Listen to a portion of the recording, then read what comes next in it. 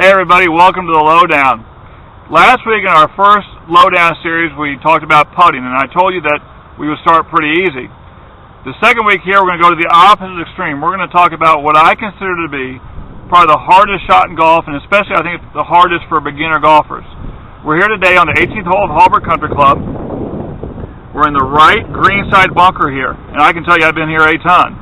I would assume that if you play a decent amount of golf that you've probably been in this bunker quite a few times as well. Our goal today is to talk about why people hit poor bunker shots. Secondly, to explain what the right technique in a bunker shot is. And thirdly is to give you a drill or something you can practice at your house or out here so you can improve your bunker game. Something's going to force you to do it a little bit more correctly. The reason, at least with beginner golfers, at least in a lot of lessons I give, that people hit poor bunker shots is they're trying to carry too much sand out of the bunker. What I mean by that is in a bunker shot, we're not actually hitting the golf ball, at least in a greenside bunker shot, we're not actually hitting the golf ball. We're hitting the sand behind the ball. We're sliding the club underneath the golf ball, and the sand carries the ball out of the bunker. Well, when a lot of the golfers try to do that, they don't understand how the face of the club is supposed to go through the sand.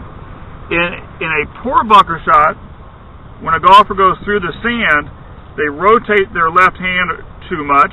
The face of the club closes and points down a little bit too much, and therefore when they hit the sand, they end up getting a lot of sand over the face, and the club ends up trying to dig too deep.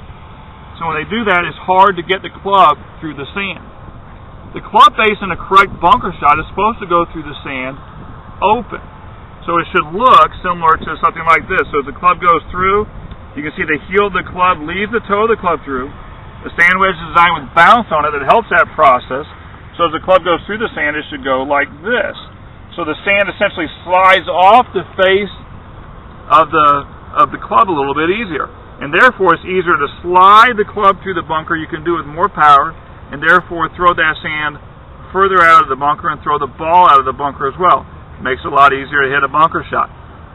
So the proper technique to be able to do that, when most golfers, like I said, do wrong, is they use their hands too much. Their left hand rotates too much, it stops too much, there's too much pivoting, and the face of the club gets embedded in the sand. Well, what we should do in the correct bunker shot, first of all, in the backswing we want to establish a nice hinge position, so the club head is trailing the hands, and then as we swing through, we're really turning our body without much turn of the hand. So as I go through on this shot, if you notice my left hand here, the back of my left hand is facing out and up a little bit. Well, that continues to do that as I go through the bunker shot. And therefore, the face of the club now is sliding through the sand a lot easier without closing, and therefore the shot isn't as heavy and you can throw sand out farther. So a correct bunker shot should look something similar to this. I'm going to spread my feet out. The ball is slightly forward of center in my stance. I open the face of the club. As I swing, I hinge. And I turn my body, pulling my left hand through and keeping it from rotating. The correct bunker shot looks like that. I threw that ball out there about 10 yards out of the bunker. Sorry there. What we're going to do now is talk about a little drill you can do to help you learn that process and to kind of groove that process.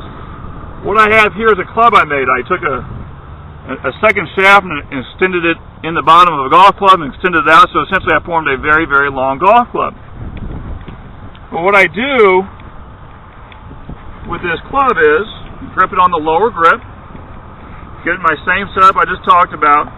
But when I swing it, the first thing I want to do is point the bottom of the club, the butt end of the club right at the sand. That helps me establish a nice wrist hinge. So it's not swinging back like this where it's pointed up. It's swinging and pointing right at the sand real quickly. But the main thing I try to do with this is as I swing through, I try to keep this part of the club from hitting me in the left rib cage or the left hip. And if I do that, if I swing through and keep this off my left hip, then I properly executed a good bunker shot because I'm not allowing my hands to release. If I do it incorrectly, this club's going to come and hit me in the left rib cage. That would be a poorly executed type of bunker shot. So when I do it, I hinge it, I turn, and I try to keep this part of the club off my left rib cage. So if you try that out, you really learn to hit bunker shots a lot easier, a lot quicker, and you'll be able to get the ball out of the bunker a lot quicker. You don't have to have one of these. All you have to do is get a golf club at your house, stick a a wire hanger in the end of it, extend it out, stick a dowel rod or something in it you can use so that it has another 2 feet on it, and just sit at your house, in your office, wherever, come out here, and just practice that motion of turning and keeping that portion of the club off of your left rib cage or left hip.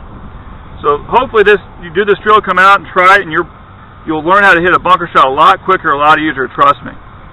So that's the advice for this week. My second thing I want to talk about today is we want to get the member you involved in our process here. We're hoping as we build this web show here, we're going to have a segment where we answer your email questions.